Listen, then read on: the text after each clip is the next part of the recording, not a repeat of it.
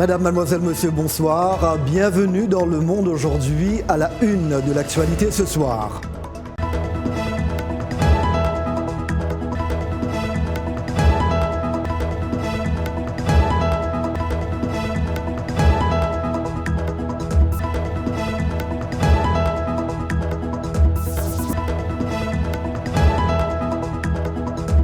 Notre devoir consiste à déterminer s'il existe des preuves suffisantes pour établir des motifs substantiels de croire que M. Yekatom et Ngaïsona ont commis les crimes qui leur sont reprochés. Ce ne sont pas des sacs de blé, mais des corps d'enfants enroulés dans des linceuls blancs.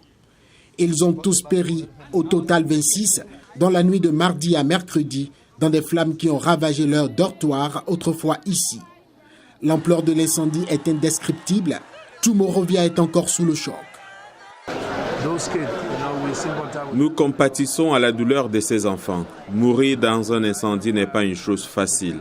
C'est très difficile et je ne sais même pas quoi dire. Nous voulons simplement faire savoir aux familles que nous sommes de tout cœur avec elles, mon gouvernement et moi. Selon le porte-parole de la police libérienne, 2 enseignants de cette école des faubourgs de Monrovia ont également péri dans le drame. Des témoins ont indiqué que l'incendie pourrait avoir été causé par un défaut électrique. Nous dormions lorsque nous avions entendu du bruit dehors. J'ai pensé un instant aux voleurs armés parce qu'ils venaient souvent ici. Avant même que je ne le dise, l'une de mes filles a précisé que les gens parlaient du feu. Pour la première fois, ma femme a ouvert la porte arrière et nous avons aperçu beaucoup de fumée. La police libérienne n'écarte pas l'éventualité d'un acte criminel, mais l'enquête se poursuit selon son porte-parole. L'ambassadeur guinéen à Monrovia, Abdoulaye Doré, a indiqué que les victimes sont toutes originaires de la Guinée. Elles ont été inhumées mercredi selon la tradition musulmane. Tshisekedi a été accueilli par le Premier ministre Charles Michel. La ministre congolaise des Affaires étrangères, Marie-Toumba Nzeza, a signé 3 accords de coopération, dont un avec son homologue belge, Didier Reynders. Les médias belges ont déclaré que ces accords visaient à mettre fin à une crise politique entre la RDC et son ancien dirigeant colonial. Les accords prévoient entre autres la formation de diplomates congolais, la réouverture d'un consulat belge à Lubumbashi et d'un consulat congolais à Anvers, a annoncé le quotidien Le Soir. La réunion de mardi a attiré quelques 150 manifestants, parmi lesquels certains tenaient des pancartes accusant le président d'être corrompu. Ils ont défilé dans les rues de Bruxelles jusqu'au palais d'Egmont où Tshisekedi rencontrait le Premier ministre belge, frappant des tambours et chantant. Ils ont finalement été arrêtés par la police qui avait installé des barrières dans la zone. Plus tard, le président Tshisekedi a pris part en compagnie de son épouse à une cérémonie de dépôt de gerbes à Bruxelles, non loin de la tombe du soldat inconnu. Après les rencontres officielles et une visite à Anvers et en Wallonie, Fachi a rencontré plus de 4000 personnes mercredi soir à Bruxelles. Une rencontre au cours de laquelle il a fait des promesses à la diaspora congolaise et affirmé que tous les expatriés étaient les bienvenus chez eux en RDC. Pour Félix Tshisekedi, ce retour sur sa terre d'exil devrait aboutir à une reprise de la coopération militaire belgo-congolaise et confirmer la promesse d'aide pour renforcer les systèmes de santé et d'éducation en RDC. Félix Antoine Tshisekedi est devenu président lors du premier transfert pacifique du pouvoir en RDC depuis l'indépendance de la Belgique en 1960. Les Nations Unies ont 17 objectifs de développement durable. Le numéro 1 sur la liste à éliminer d'ici 2030 est l'extrême pauvreté. Mais selon les experts de Save the Children, le monde est loin d'atteindre cet objectif. Selon nos prévisions, les enfants africains représenteront environ 55% de l'extrême pauvreté dans le monde d'ici 2030. Pour les auteurs du rapport, les enfants africains sont de plus en plus laissés pour compte. Ils prévoient que 87 millions d'enfants naîtront sur le continent noir dans la pauvreté chaque année dans les années 2020. En moyenne, les femmes ont encore 4 à 5 enfants et c'est la partie du monde où la pauvreté recule le plus lentement, en partie à cause de la croissance lente, mais aussi à cause des inégalités très importantes. On estime que 40% des Africains vivent encore avec moins de 1,90 $ par jour. Un enfant né dans la pauvreté fait face à de plus grands risques d'analphabétisme et risques de mortalité plus élevés avant l'âge de 5 ans. Ils sont beaucoup moins susceptibles d'échapper à la pauvreté eux-mêmes, ce qui signifie qu'ils deviendront le mécanisme de transmission de la pauvreté à une autre génération. Le rapport critique les gouvernements africains pour leur incapacité à élaborer des politiques cohérentes et mentionne également que le FMI, la Banque mondiale et d'autres donateurs échouent dans leur réponse. Des changements d'approche sont donc nécessaires selon les spécialistes. Transférer davantage de ressources monétaires aux enfants vivant dans la pauvreté doit faire partie de la solution. Le rapport avertit que si les objectifs de réduction de la pauvreté ne sont pas atteints, le monde manquera à ses objectifs de développement durable en matière d'éducation, de santé et d'égalité des sexes. En visite aux Émirats arabes unis, Mike Pompeo n'a pas mâché ses mots. Je pense que c'est extrêmement clair et il existe un consensus énorme dans la région que nous savons précisément que le pays qui a mené ces attaques, c'est l'Iran. Je n'ai entendu personne dans la région qui en doutait un seul instant. Fin de citation. Lors de sa rencontre avec le prince héritier saoudien Mohammed bin Salman à Riyad, Mike Pompeo a qualifié la destruction des installations pétrolières d'Aramco d'acte de guerre de la part de l'Iran. La réaction de Téhéran n'a pas tardé. Interrogé par la chaîne de télévision américaine CNN sur ce que serait la conséquence d'une frappe militaire américaine ou saoudienne sur l'Iran, le ministre iranien des Affaires étrangères a répondu d'un air grave, une guerre totale. La semaine dernière, les rebelles Houthis au Yémen ont revendiqué les attaques contre ces installations. Pour les États-Unis, c'est l'Iran qui est responsable. Il reste beaucoup de temps pour faire des choses graves. Il est très facile de commencer et nous verrons ce qui se passera. Je pense que nous avons beaucoup de possibilités. Si nous devons faire quelque chose, nous le ferons sans hésiter. Au cours de sa visite en Californie, Trump était accompagné de son nouveau conseiller à la sécurité nationale, Robert O'Brien. Tout conseil que je donnerai au président, je le donnerai de manière confidentielle. Mais nous suivons la situation de près. Alors que Téhéran continue à clamer son innocence, un porte-parole Houthis au Yémen a fait savoir que les rebelles avaient renforcé leur capacité militaire. Pour leur part, les dirigeants de la Ligue arabe ont averti l'Iran de ne plus intervenir au Yémen.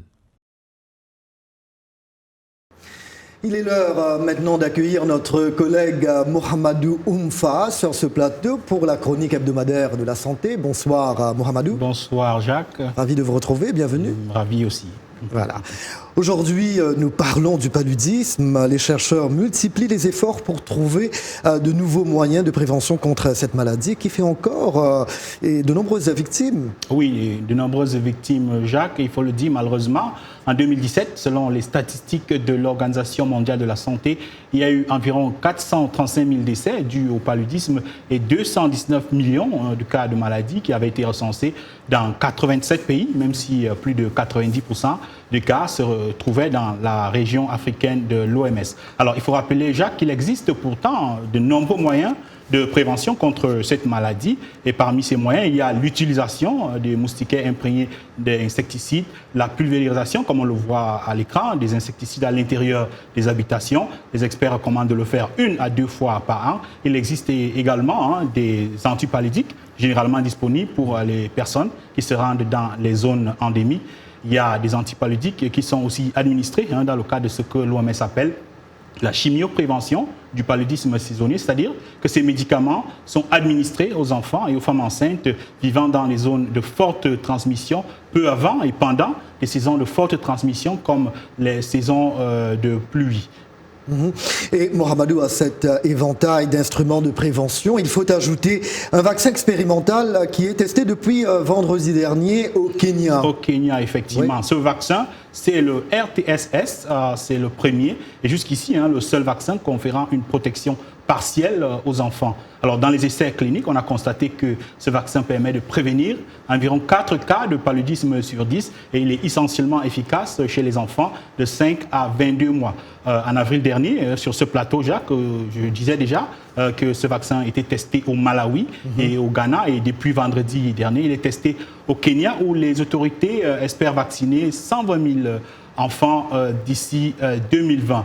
Et au Burkina aussi, les chercheurs essayent de déployer une nouvelle arme contre la maladie, une arme qui consiste à déployer des moustiques mâles qui sont capturés, génétiquement modifiés et rendus stériles et lâchés donc dans la nature pour que lorsqu'ils se reproduiront avec des femelles sauvages, que leurs œufs n'arrivent pas à maturité. Ils n'auront donc pas de descendance et disparaîtront rapidement. Mais ce projet, Jacques, suscite beaucoup de débats et de contestations. On va savoir pourquoi avec cet élément que nous propose Blanche Sanou.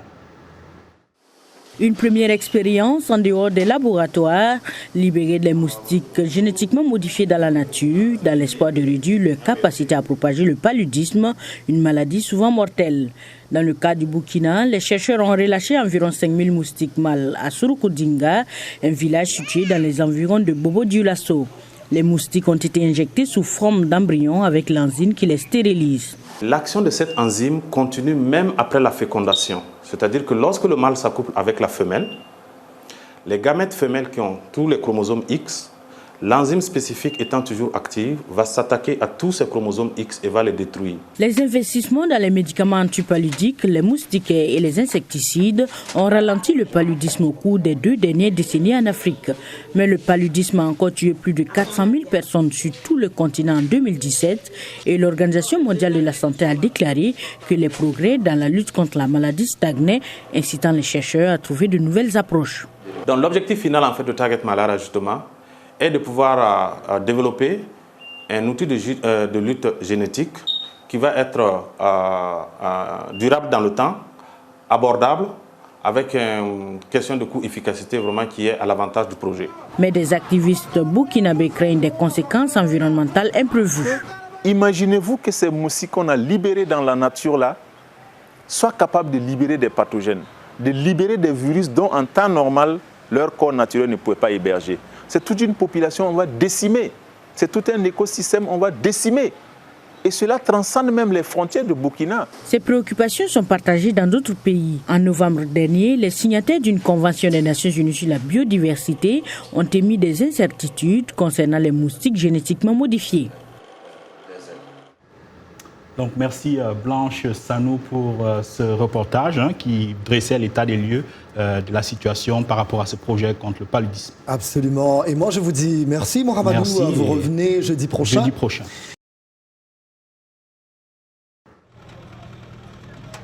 Je m'appelle le prophète Condé Paul Dominique, le fondateur, le chef spirituel de l'église Lilo Bananzam Petite. À Kinshasa, cet homme est un phénomène. Menuisier de formation, élevé dans un foyer modeste, le pasteur Condé affirme avoir entendu un appel divin il y a 24 ans. Le 7 juillet dernier, il rassemblait ses fidèles au mythique stade des Martyrs. Et ce dimanche, dans ce hangar aménagé à Bandal, commune populaire de la capitale congolaise, c'est l'affluence. Le pasteur Condé croit savoir pourquoi. Jésus avait dit que le royaume de ciel est annoncé aux pauvres. C'est les pauvres qui sont dans cette église que je conscientise, que j'essaie de remonter le moral, que j'enseigne pour leur inculquer le système de la paix. Les démunis, la paix, des valeurs communes aux autres lieux de culte. Là où le célèbre pasteur se distingue, c'est par le végétalisme qu'il prône. Et il l'assure, ses fondements se trouvent dans la Bible. Dans le 10 commandements, il y a un commandement qui dit que ne tuez point. On n'a pas dit que ne tuez point l'homme, mais ne tuez point. Quand on tue. Prenez 4 verres, vous mettez le sang du poisson, le sang de l'animal, le sang de l'homme, le sang de volaille, et dites à quelqu'un qui est dehors, apporte-moi le sang de l'homme. Je ne sais pas s'il va se retrouver. Dans la cuisine de l'église, Maman Liliane s'affaire. Malgré la coupure d'électricité, elle prépare un repas végétalien pour les fidèles convaincus comme elle. Oui, ce sont des brochettes végétaliennes avec la solution et avec les épices que vous voyez ici. J'étais asthmatique, mais depuis que j'ai arrêté de manger les viandes, les poissons, En tout cas, je suis très rarement malade. Lilo Bayanzambe revendique plus de 320 lieux de culte dans Kinshasa. Le développement de la ville et le désœuvrement de ses forces vives pourraient bien faire grimper ce chiffre. Le taux de chômage en RDC avoisine les 80% pour une population dont plus de 60% a moins de 25 ans. Anastasie Tudièche pour VOA Afrique, Kinshasa. Bonsoir à tous. Le club africain, de nouveau sanctionné par la FIFA, l'instance mondiale du football a informé la direction du club tunisien qu'il est interdit de recrutement pour les 2 prochains mercatos. Cette nouvelle sanction fait suite au non-règlement des dus de l'attaquant zimbabwéen Mathieu Rosicky. Le club de Bab Djedid n'a pas versé la somme exigée par Mathieu Rosicky avant la date limite fixée par l'instance internationale du football. Le club africain a réagi, affirmant notamment que cette sanction sera levée après le règlement du montant dû, ajoutant que Rosicky avait déjà perçu le tiers de la somme. Le club tunisien a assuré qu'un accord sera signé entre les 2 parties pour lever la sanction de la FIFA. Et pour rappel, la formation de Bab Djedid a été interdite de recrutement de joueurs pendant les 2 précédents mercatos. Et puis, le Ballon d'Or France Football 2019 sera remis à ses lauréats hommes et femmes le 2 décembre lors d'une cérémonie à Paris, co-présidée par l'ancien international ivoirien Didier Drogba. L'édition 2019 verra la création d'un nouveau trophée Yachine, une récompense destinée aux meilleurs gardiens du monde. Ce prix porte le nom de l'ancien portier soviétique Lev Yachine. Jusqu'à présent, seul gardien à avoir gagné le Ballon d'Or en 1963. La liste des joueurs et joueuses nominés sera dévoilée le 21 octobre. En 2018, on se rappelle, la plus prestigieuse des récompenses individuelles en football a été décernée à Luka Modric, milieu croate du Real Madrid, et l'attaquante norvégienne de Lyon, Ada Egerbäck, a reçu le premier Ballon d'Or féminin de l'histoire. Et pour finir, je vous le disais hier, nous nous arrêtons aujourd'hui sur l'une des équipes africaines participant au mondial de rugby qui débute demain au Japon. Il s'agit de la Namibie que je vous invite à découvrir.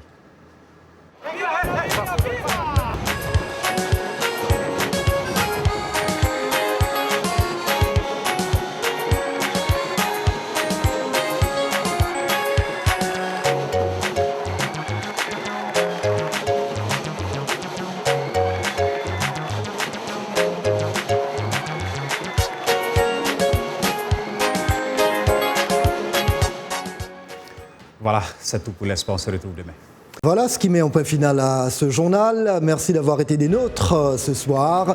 Rendez-vous demain, même heure, même endroit. Merci à toute l'équipe qui se joint à moi pour vous souhaiter une très belle soirée. Merci. À demain.